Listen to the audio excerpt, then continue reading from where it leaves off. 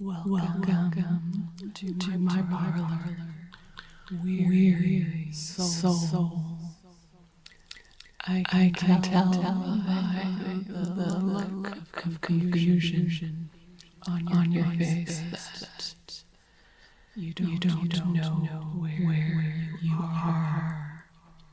My parlor exists in a place where songs lay in limbo, somewhere between sleep and wakefulness, unable to cross the border into the land of slumber, but not to worry. I am here to guide you. Take a seat in the comfortable chair, just over there. And together we will embark on a journey through the realms of imagination. Tonight I will regale you in a tale from the depths of curiosity. From a book simply known as Curious Tales.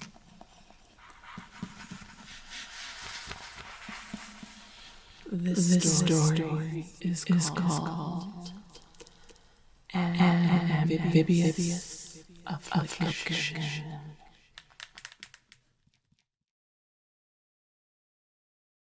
In the heart of a sleepy town, shrouded in mist and mystery, there resided a young woman named Persephone. Persephone lived a mundane life, full of mundane things and mundane people, until one day she was sitting at the kitchen table, her mother making their typical morning porridge, when it happened. Out of her mouth bubbled a hiccup. Not normally anything out of the ordinary, but they persisted all day. As she sheared the sheep, as she fed the pigs, as she went to the market, all the way into the night.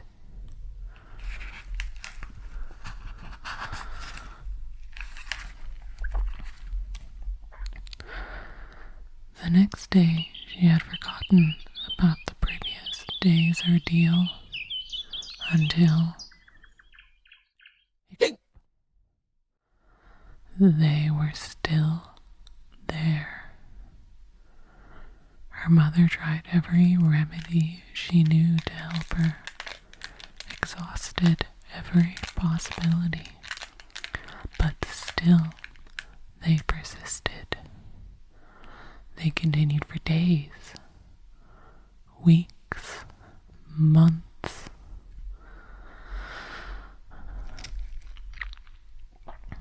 At their wits' end, Persephone and her mother sought out the witch in the woods. The townsfolk were all afraid of the witch. Many of the desperate souls who sought her out were said to never return.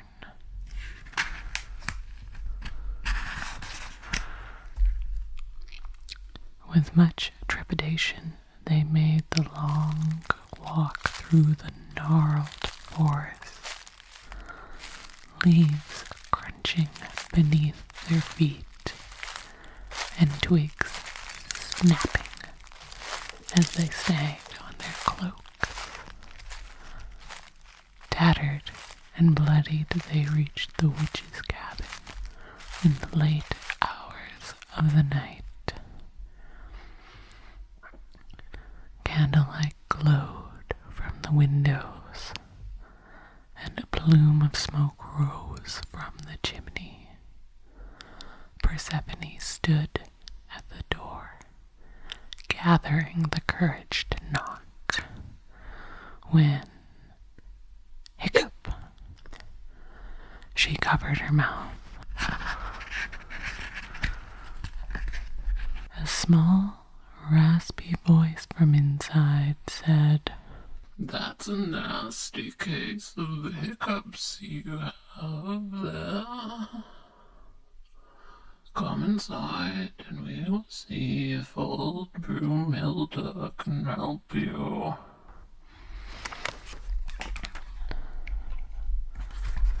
Persephone and her mother cautiously entered the house. Inside was covered in a thick layer of dust and cobweb. The smell was that of must and rotted wood. It appeared as if no one had lived there for a very long time. Yet the fire crackled, and the lanterns illuminated. In the corner was a rocking chair, rhythmically creaking. And there she sat, crumpled like a ball of paper. Hiccup. How long has that been going on, my dear? Croaked the old woman. Persephone's mother explained everything in detail, to which the hag had nothing to say. She just nodded her head with understanding until Persephone's mother had finished. "I can cure this malady, but it comes with a cost," said the witch.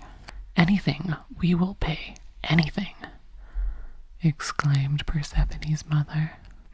"As you can see, I need some help around the house. I am very, very old, and no longer have the strength to maintain it.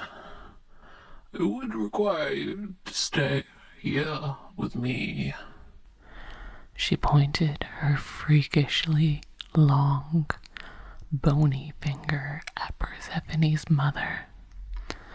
For how long?" Persephone's voice trembled as she asked. "Well, for the rest of my life," proclaimed the witch. Persephone's mother wanted her to have a normal life, to get married, have children, find happiness. Not to be known as an oddity to be gaped at. So she agreed to the proposal.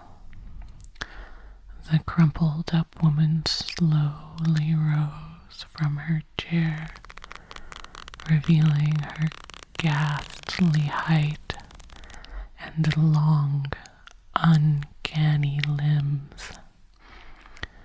She pulled a bundle of dried foliage from her robes and set it ablaze, letting it crackle for a moment,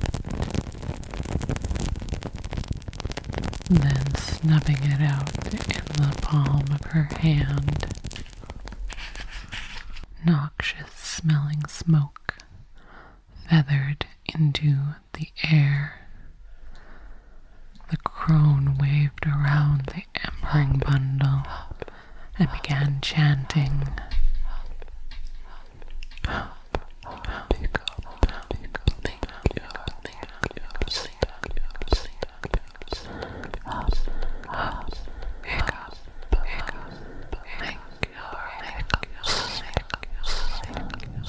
Then blew the foul fumes in Persephone's face, Nausea settled in Persephone as the vapors stung her nostrils, and the nonsensical chanting whirled into her ears.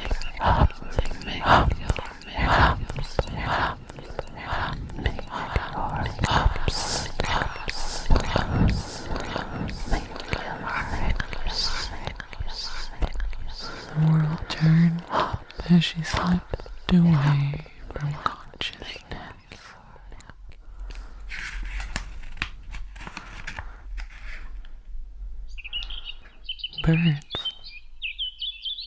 Birds chirping. Light peeked through the curtains. How did she get home? It must have been a dream. Relieved by her realization, Persephone bounded down the stairs to tell her mother about what her mind had conjured in the night.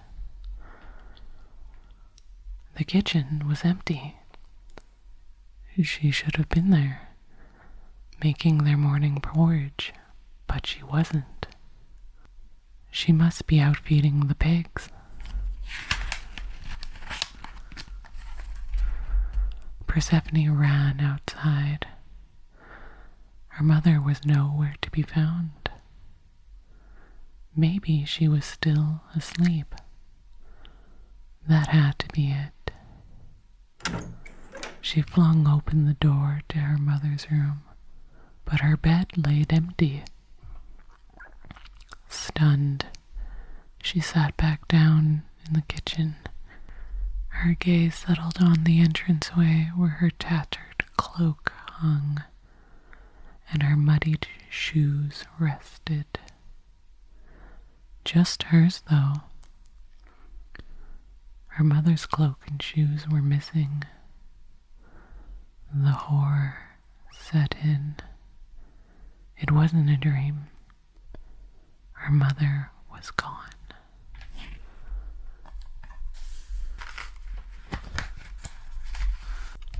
The hiccups, though, she had not had one all morning. As the thought crossed her mind, she could feel something bubbling in her throat, a sensation she had never felt before. She clutched at her neck as the mass made its way up to her mouth. Hiccup! She caught it in her hands as it flew out. But what was it? Slimy, that's what it was.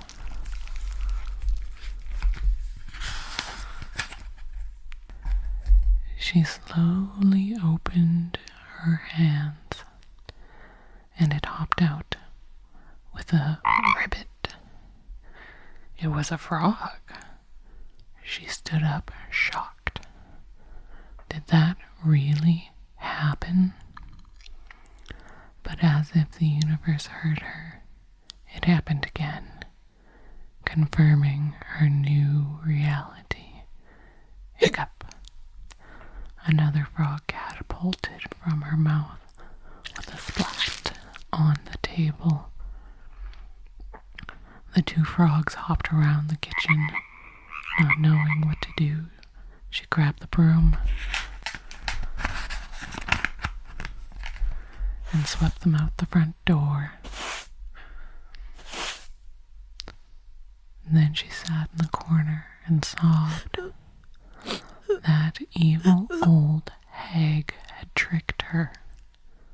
Her mother enslaved.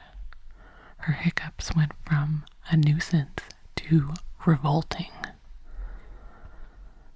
That was that. She was going to give that witch a piece of her mind. She put on her tattered cloak and shoes, then stormed back into the forest, through the rugged terrain, leaving echoes of hiccups and a trail of frogs in her wake. At least she was leaving them in a good home, she thought, as she crunched down the path.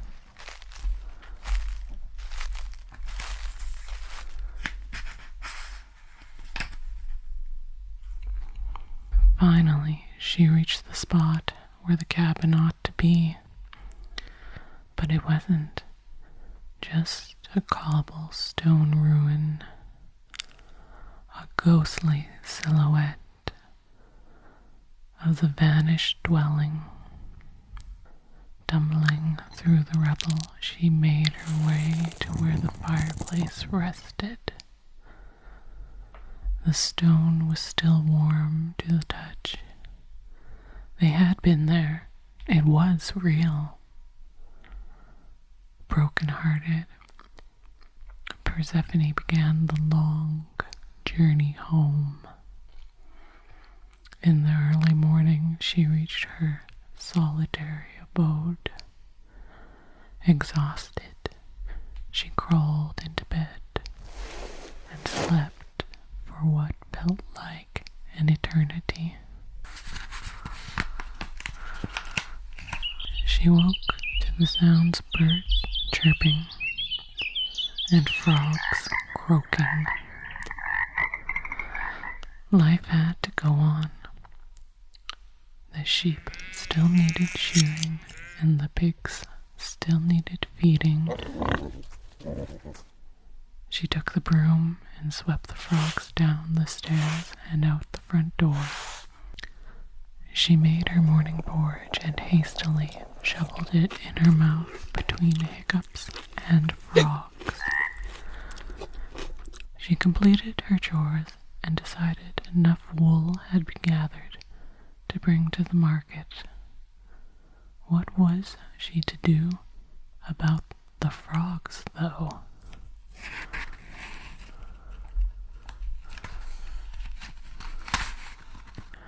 What would the villagers think?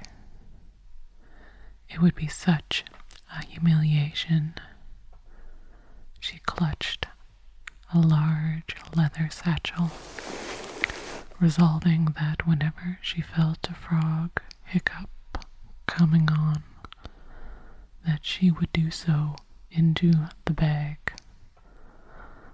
Although she would undoubtedly be perceived as strange, she deemed it preferable to the alternative. So she made her way to town. She conducted her business and completed her errands without incident.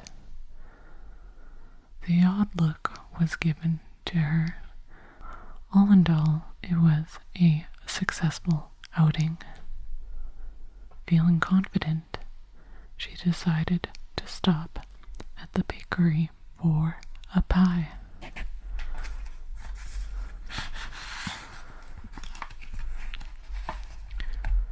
She deserved a pie after all that she had been through.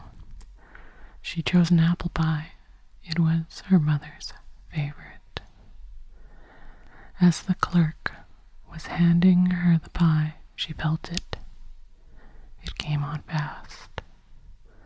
With the pie in her hands, she panicked, not sure if she should drop the pie to reach for the bag or not. But the time for contemplation had passed. It was too late. Hiccup. Out came the frog with a thud onto the pie, breaking its crust. The clerk's eyes widened in horror as she pointed and shrieked at what she had witnessed. Frog leaped from the pie onto the ground behind Persephone. She turned to see the bakery was full of patrons, all with a shocked look of disgust on their faces. Persephone dropped the pie and ran out the shop, all the way home, tears flowing down her face. She flopped down at her dining table and sobbed. But her lamentation was interrupted by the croaking of the frogs. Teary-eyed, she gathered the satchel of frogs and brought them to a pond on the outskirts of her property. There she released them.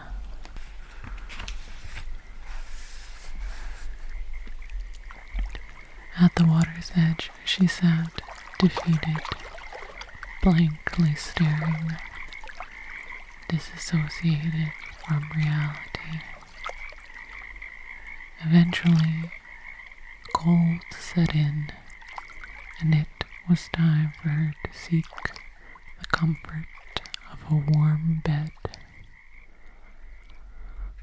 For the next few weeks, she continued her life and settled into her new routine, sweeping the frogs out the house, frantically eating her porridge, shearing the sheep, feeding the pigs, sweeping, eating, shearing, feeding, sweeping, eating, shearing, feeding, and so on, until one morning when she went to make her porridge, only to find her cupboards were bare. It was time to go to town again. She dreaded the thought, but it needed to be done.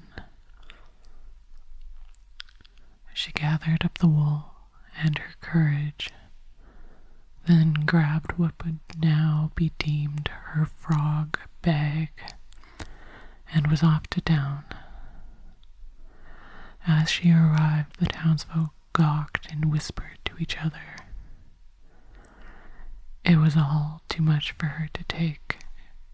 She retreated to a nearby park, and she found solace on the ground under a large tree. Tears welled up in her eyes as she whimpered. It wasn't long before she was interrupted. She felt a small poke on her shoulder. She gazed upward through her veil of tears to see a young boy. "Are you the frog lady?" asked the child. Persephone was unsure how to respond, but managed to eke out, "Yes, I guess so." "Do you think I can have one?" "I've always wanted a frog of my very own," said the boy. Persephone reached in her frog bag and handed the boy one. The boy shrieked with glee and skipped towards his parents, frog in hand. Look what the frog lady gave me, a frog of my very own." "That's very nice, honey. Did you thank the lady?" asked his mother. "Thanks, frog lady," the child yelled from across the park. Persephone sat there puzzled by the interaction for a moment. Then an idea entered her mind. 1 month later, Persephone was the owner of her very own shop. It was a frog shop, of course. People came from far and wide to adopt a frog. She never realized it, but they were quite cute, and they made great companions. Some of the villagers still shunned her, but they didn't matter. Persephone had many friends that loved and accepted her. She stood proud in her shop and thought, Mother would be proud of her too.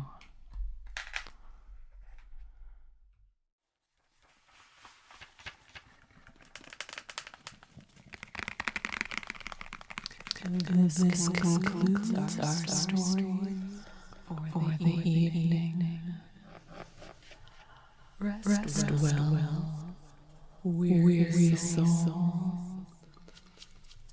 May the magic of slumber weave its gentle spell upon you. Good night, and may your dreams be filled with wonder and delight. Until we meet